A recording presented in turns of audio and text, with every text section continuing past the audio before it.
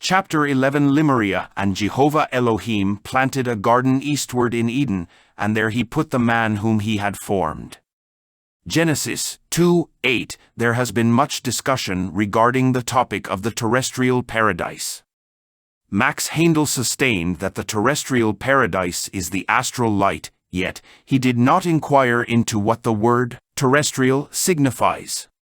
Really, this paradise existed and was the continent of Lemuria, which was situated in the Pacific Ocean.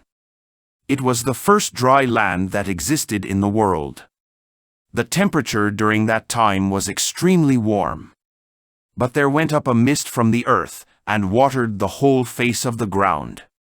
Genesis 2:6. The very intense heat together with the water mist was creating a foggy atmosphere. Consequently, human beings were breathing through galls like fish. So, Elohim created man in his own image, in the image of God created he him, male and female created he them. Genesis 1:27. The human beings of the Polar Epoch, the Hyperborean Epoch, and even in the beginning of the Lemurian Epoch were hermaphrodites. They reproduced themselves as hermaphrodite microbes reproduced themselves.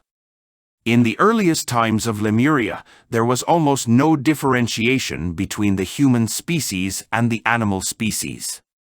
Yet, after 150,000 years of evolution, the Lemurians reached a very grand degree of civilization, which we, the Aryans, are still very far from reaching.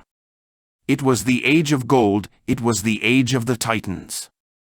It was the delectable time of Arcadia, a time in which what is mine and what is yours did not exist, because everything belonged to everybody.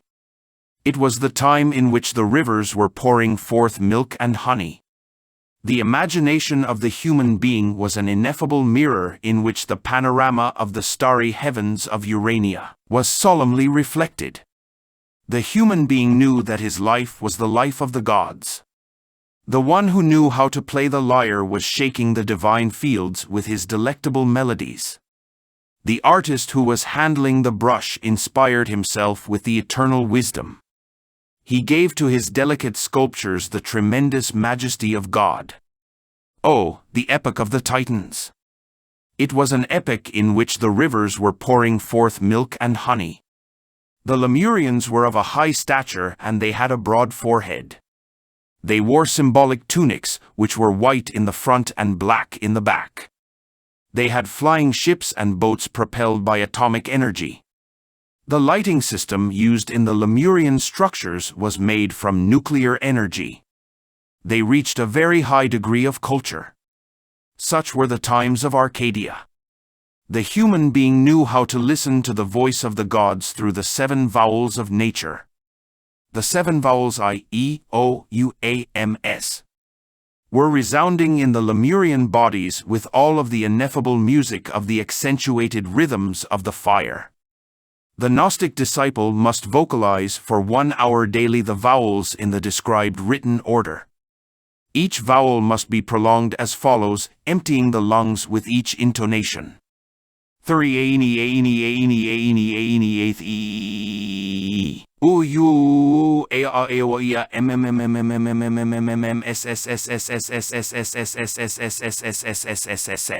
The letter I makes the pituitary and the pineal glands to vibrate, thus, the human being becomes clairvoyant. The letter E makes the thyroid gland to vibrate, thus the human being becomes clairaudient. The letter O makes the chakra of the heart to vibrate, thus the human being becomes intuitive. The letter U awakes the solar plexus, tip of the stomach, thus, the human being awakes telepathy. The letter A makes the chakra of the lungs to vibrate, thus, the human being acquires the power of remembering his past lives. The vowels M and S efficiently help in the development of all of the occult powers. Therefore, 1 hour of daily vocalization is more worthy than reading 1,000,000 books of Oriental theosophy. The body of the Lemurians was a miraculous harp where the 7 vowels of nature were sounding with the tremendous euphoria of the cosmos. When night was arriving, all of the human beings were falling asleep as innocent creatures within the cradle of Mother Nature. They were lulled with the very sweet and moving chant of the gods. Thus, when the dawn was rising, the sun was bringing diaphanous contentment and not tenebrous grief. Oh, the epoch of the Titans! Those were the times in which the rivers were pouring forth milk and honey. The matrimonies of Arcadia were Gnostic matrimonies.